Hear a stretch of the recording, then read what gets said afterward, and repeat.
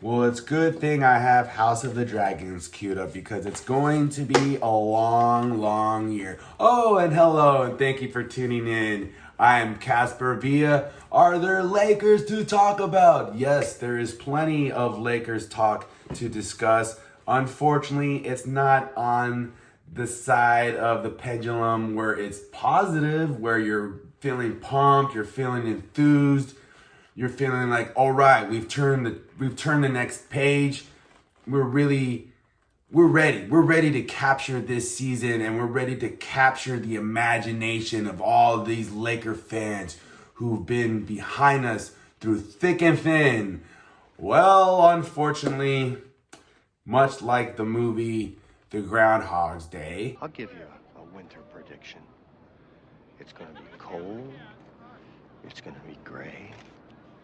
And it's going to last you for the rest of your life. We're here. We're here at 0-3. And I understand that as much as collectively Laker fans in the community, we come in with a little bit of optimism, with a little bit of hope in light of kind of the situation that the Lakers are in. You have a new head coach. You essentially have a new roster. You want to feel like you have a new rejuvenated set of superstars who are ready to come in and kind of take the reins and say, let's do this, right? Let's get things started. But unfortunately, it has not been the case. But the thing that I will say is, though the Lakers are 0-3, I'm a little confused as to why the Lakers are garnering, and I guess I shouldn't say confused, because I know that the Lakers garner a lot of attention because they're the Lakers. It doesn't matter if they're 100 and, if they're 82-0 or they're 0-82, they are going to be discussed to the max. But when I look at just the overall temperament of the league itself, when I'm looking at just teams that are playing well, teams that are struggling, there's a handful of teams that haven't been playing well, that from a national consensus have been perceived as one of the better teams coming into this year. Not like the Lakers, where many have anticipated that this team was going to struggle. I don't know if many thought they would be 0-3, but I'm pretty sure there are plenty that thought they would be in relations to what the 76ers are at 0-3, right? In relations to the Miami Heat, who barely were able to scale off with the victory against the Raptors, and kind of preventing them from going 0-3. So, yes, the Lakers have not looked good from a shooting perspective. Basically, you can get any of us, I guess, to go out there and chuck up 45 threes and not make them. But they're great looks, right? That's all that matters, is that they're great looks, and they're gonna fall down at some point, right? I've always believed, and this is something that my great grandfather, Mr. Villa, my great Mr. Villa, my great Mr. Villa, it's gone down all the way down the lineage of all the Casper Villas throughout the dawn of time. And I would say that the greatest piece of advice that they have shed to me, they have shared with me, I should say, is if something is not working, if you go up there and you try to make it work and it does not work, you just keep doing the same approach, because by God, it's gonna work. Okay? It might not work on that 40th day, but on that 41 day, it's gonna work. If you just continue to do the same things in light of it not working, it will work for you eventually. That seems to be the Lakers' mentality when it comes to taking, or when I should say, when it comes to shot selection in general. I wish that I can have them all in a room with a giant chalkboard, and they can just be writing standards. They are leaving me open because I can't shoot. Essentially, again, I'm not saying that shooting 18% or, shooting abysmal 19%, like, I don't know if that's going to be the norm. Like, I understand, yes, if you just shot 25%, maybe you shot 22. Yes, if those percentages increase, there's no doubt. In a hypothetical scenario, yes, if they shot better, of course they would be winning these games. But the reality is they're not, because they're not shooters. They are just not that squad. And I have reiterated time and time and time again in my other videos that this team, when they utilize their athleticism, when their defense sets the tone and they're able to push the pace, able to push the tempo, get guys in better rhythm, get early into their offense, that is when they are productive. I understand that in this landscape of the NBA, you need to be able to shoot the 3 ball. But there is a balance to that. Another theme with this team has been their inability to close out games, right? How many times do we hear on the post-game report that they need to learn how to play 48 minutes? You hear James Worthy all the time. They need to learn how to close out games. But here is the issue. When you are consistently coming in each and every season with a completely new roster, it makes it incredibly challenging, especially early on, because you are basically you're in that period of time of getting to know each other. And you're looking good. Jonathan just got an awesome face paint job. What do you think? I like turtles. Like going out on some dates, you're getting to know the person, their likes, their dislikes, their deep dark secrets, their worries, their passions, etc., etc. You maybe lying, maybe you're close, laying there with a bottle of wine. Don't pour over me. Don't pour over me. And you're rehashing, you're building that continuity, you're building that connection. Unfortunately, the Lakers continuously have a whole new roster, a whole new set of faces, a whole new phase of getting to know each other, period, where it just seems, like it's going to be the byproduct of struggling to close out games when you don't have the continuity, you don't have the chemistry, and essentially you just don't really know who to trust, who to go to, and in those crunch moments, in those clutch sequences, you don't have the confidence and the trust to rely on others. And so again, you resort back to the style of basketball where it's kind of like hero ball. Oh my God!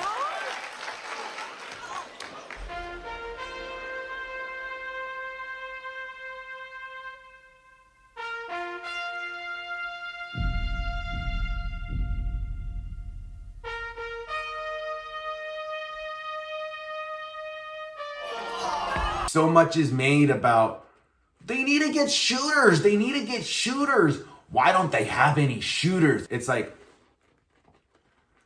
yes, in the perfect world, in this hypothetical scenario where you can just pluck great shooters, you don't really need to worry about salary cap people. The reason why they have the roster that they have is because they don't have the salary to go get great shooters. That's the problem. When you make a trade to bring in a player that is garnering 3/4 of your salary, you have two other superstars that have consumed most of your salary, and thus you do not have the opportunity to really go get the provided shooters that you need. I'm telling you, it just leads me to this next segment that I kind of want to leave off with this episode on. Because we saw once again Dame time, right?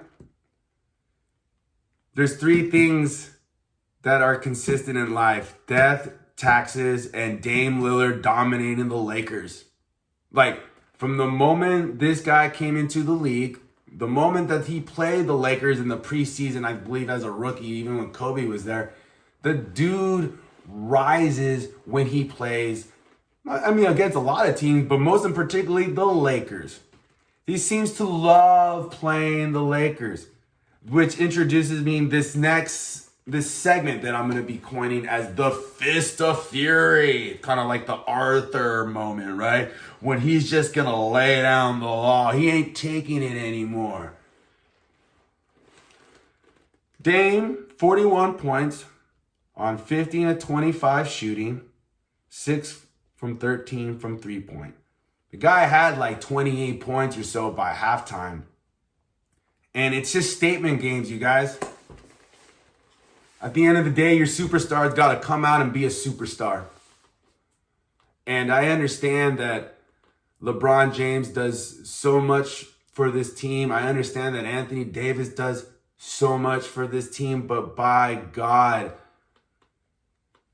when it comes down to the clutch play, when it comes down to the clutch sequence, I would love to see LeBron and Anthony Davis take over.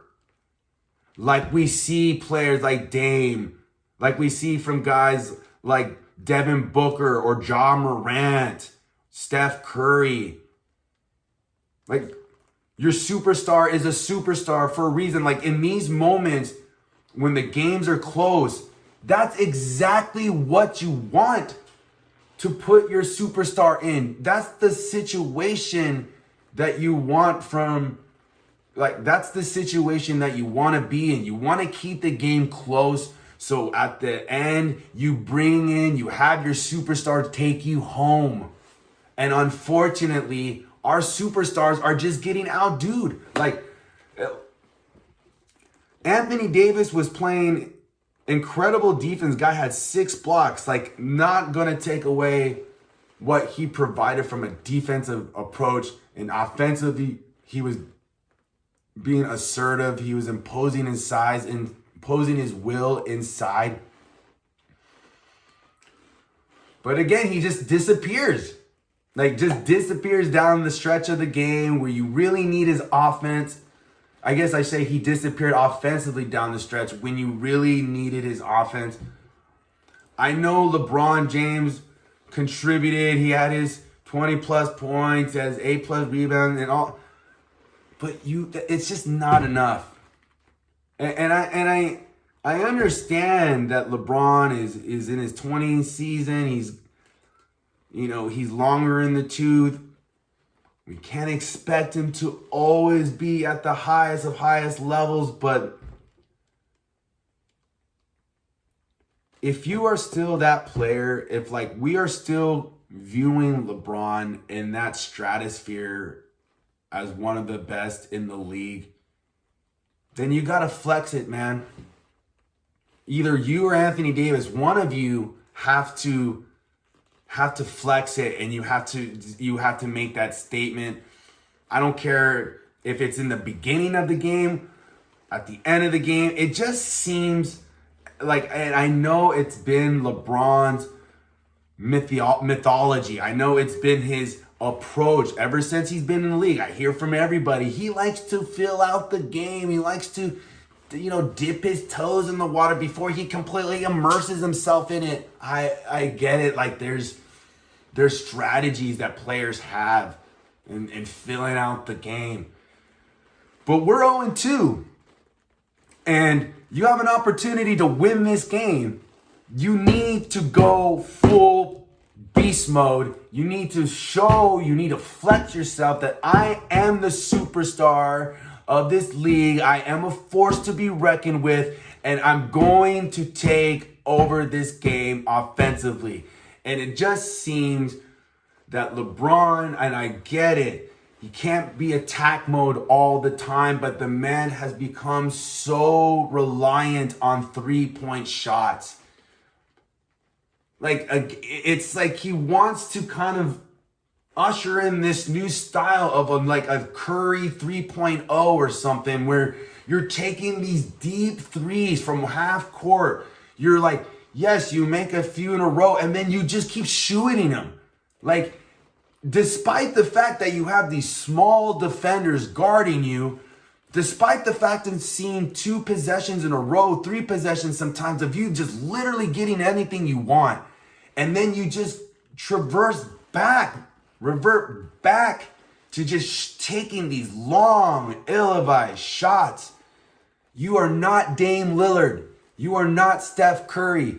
I understand you're a better 3-point shooter than most on the team, but you have not been shooting the ball well from 3. And this is LeBron. LeBron has not been shooting well from 3. He's attempted a lot, but he hasn't made that many. And it's like, I don't know how many times I have to keep beating this over and over and over again. Like I'm going to be in an insane asylum, like rocking in my chair, like, go inside. Go inside, go inside, go inside. It's like, how many times do I have to say it? Your impact, your effectiveness, the thing that makes your team, the thing that makes your tandem special, more unique than any other tandem in the league, is that you're both long, you both are big, and you both have the skill set to impose yourself inside. And again, I understand that you need to be able to make perimeter shots to give some ownership, to make the defense have to defend those aspects of the floor. But at some point, you need to recognize that, okay, it's time for me to just start attacking the rim and just start making my mark in that capacity. And if they stop me, they stop me. If it gets to a point where I'm literally being confronted by a whole squad in the middle of the paint, then okay, then you dish it out. But until then, you make your presence known inside until they literally have to bring in the brute squad to stop you from doing it. And it just seems that like we talk about discipline, right?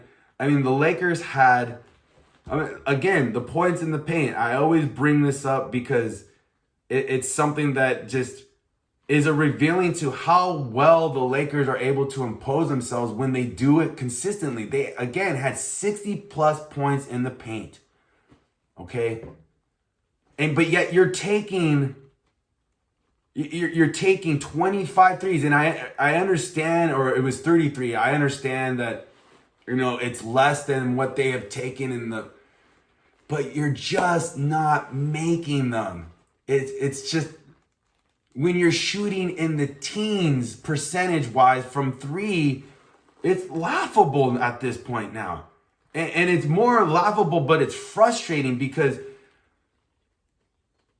from a coaching perspective and everything above, they are just reinforcing that, look, those are good shots. They're going to go down.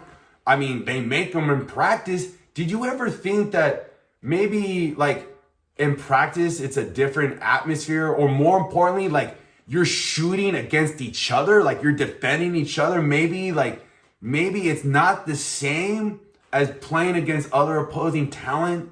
Yes, they are getting wide open looks, but it's for a reason that they're getting wide open looks. And it's like, well, what are they supposed to do? Not shoot them? Well, you get the ball and maybe you attack. Or maybe you just get the ball and you attack to a mid-range spot and you hit a jumper. Just make, like, At this point, we would just take consistent shots being made. It doesn't matter what kind of shot. Just make the shot.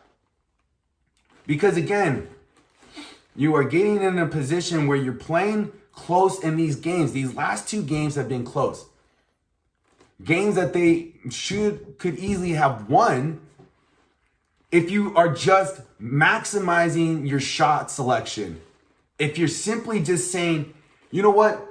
I am wide open right here. But look at this lane right here. This lane that can get me, instead of a 30-foot jump shot where I haven't made one all game, let me go ahead and cut that in half to a 15 to a 14 to 13-foot shot, whatever the case may be. And maybe you make a couple of those. And those are 2-point shots. Well, they're not effective shots. Like those kind of 2s aren't effective. Dude, at this point, any kind of 2 made by this team is effective. Anything outside of missing 40 plus 3s would be effective. I would take these guys making 10 mid-range jumpers over making 2 threes on a 30 attempt, on 30 attempted threes. Like it's just. Doesn't anyone notice this? I feel like I'm taking crazy pills. Unfortunately, this is the roster that we have. I don't necessarily know if sending Russell Westbrook home, like you have Kendrick Perkins up there expressing that the Lakers should send Russell Westbrook home. You have Laker media people, radio people suggesting the same. And I guess I would say, yeah, maybe the team would be better just not having Russ, but maybe player X, Y, and Z step up or play a better role or more important role. I just don't. I don't put this all on Russ, though. Though the shot selection at the end, I mean, the thing that, real quick on Russ, and I don't want to try to make, because I just said I don't blame this all on Russ. And I understand as your career gets longer in the tooth, you lose physical attributes to your game. Like, it's inevitable. I get that. But the thing that annoys me and agitates me the most about Russell Westbrook is just his basketball IQ. Like, it really boggles my mind at this juncture of your career, with all the experience and all the situations that you have been in as a player. How is it that you continue to make mistakes that, like, a JV, like somebody who's just learning how to play basketball? Like, I just don't know. How is it that Russ continuously makes these mistakes? I really think that's what gets fans agitated the most. I know that there's limitations in his game, but I think what really annoys the hell out of fans is just this complete devoidance of, like, basketball IQ, of just common sense, of, like, bro, why are you taking a 2-for-1 shot when your team is up? Like, what? And you're coming down and you're just taking this little quick, like, it's just these mental laps that the guy has continuously demonstrated throughout the course of his career. That is what gets fans agitated more than anything. It's like your basketball IQ is just, it's just flatlined. It's one thing when you're going through when you're developing as a player, you're growing as a player, like, you're learning the intangibles, you're learning, like, when he came into the league, he was a very raw player. So I understand you are going to go through that transitional process of learning from your ways, learning from your mistakes. But at some point, it's got to click, man. Like, at some point, these this laundry list of mistakes that you've made from a mental capacity, from a basketball IQ. At some point, you gotta you gotta make the switch. Like, it's gotta hit you at some point. The light bulb's gotta turn on at some point. It's like just those little decisions can go such a long way, and the overall optics of this player. Like,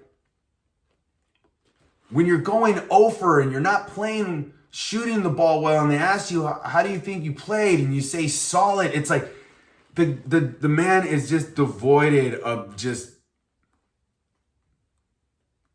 sincerity, of honesty. I don't know. It's just a mechanism. It's not just, but again, you see it out there on the floor, and you see it kind of trickle on, and the way he answers questions, the way he kind of just views himself and in the game. And like those examples, it's just the antithesis of who he is as a player. But again, there's so many issues with this team. But when it comes to Russ, it's just, this just complete devoid of accountability. The basketball IQ, at some point you have to make a commitment to make the adjustments, and it just doesn't seem like that's going to happen. But again, there's so many holes on this roster, and there's like, I'm looking at a superstar tandem that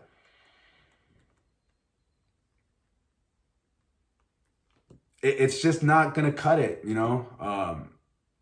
because LeBron is at a point in his career where he can do enough. He does plenty, but you need so much more from him. But unfortunately, he's just at a point of his career, age-wise, nutrition and such, where he just can't give you that every single. Like, you're watching these players, these superstars, they're dropping 40, man. Damian Lillard is like averaging 35. Yes, it's only like 3 games in, but these guys are putting up 35 plus, 40 plus points. Ours, we like a dominant game from LeBron is like 30-point game or so. And sometimes it comes down the stretch of the game where, the Lakers aren't really in the game. And it's just, at this point, it's just window dressing. It's not like they're not, these stats really don't have substance to the difference of you winning the game or not. And so it's just, like Anthony Davis, he does so much defensively. He does so much overall, but we need his offense. And he just has a mentality where he's just not going to force the issue. Like, when you need him to be assertive and be aggressive, if I get the ball, I will. Yeah, like, he's not going to demand it from LeBron. He's not going to scold the coaching staff and tell him to give me the ball, let me do work. He's just going to go along with things and kind of go through the motions. Like that's just kind of my overall take on this game. I just believe that this team is doing good things from a defensive standpoint. They're doing enough to keep themselves in the game. It's just their offensive system is just horrendous. And I understand that defense wins games. I understand like this mantra of needing defense to really separate yourself. But in this day and age, in this landscape of basketball, the way it's being played, you need to be able to score. And it's not even necessarily just knocking down threes. Like, everybody keeps going to this stat that you need to make threes. You need to make threes. You need to make threes. Even though we've seen teams that won championship that were shooting like 32% from three, 35% from three. Like, it's simply a matter of maximizing your possessions. Most importantly, having the basketball IQ and recognition of your circumstance and responding off that accordingly. Being able to have versatility in the way that you manufacture baskets. Like I said, this team is incredibly predictable. You know how they are going to try to get their offense. It's incredibly predictable in the way that they try to get LeBron and they try to get Anthony Davis going offensively, because you're not legitimately exploring the different manners in which you can get these guys in spaces on the floor from a replication standpoint, from a repetition standpoint, where it's effective and you really are putting the pressure on the defense, just like we saw in that championship run, where yes, they had guys that could knock down shots, but their emphasis was getting the ball and making their presence known inside. It was inside out basketball. You're getting guys moving. You're getting the defense to have to actually react. Like just having guys standing around the perimeter and watching and stargazing and looking at LeBron, it does nothing to their success. And for some reason, this continues to be the template. Anthony Davis hovering around the perimeter, or you start the game with some good action. You get Anthony Davis involved inside. Boom, boom, boom. Quick baskets getting defended by a 6'9" defender. And then a quarter and a half, you just go away from it. And you just keep chucking up these threes.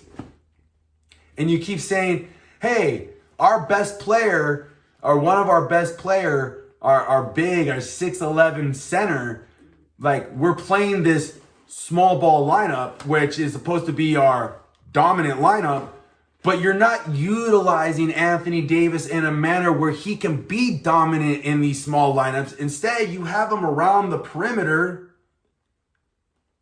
taking threes.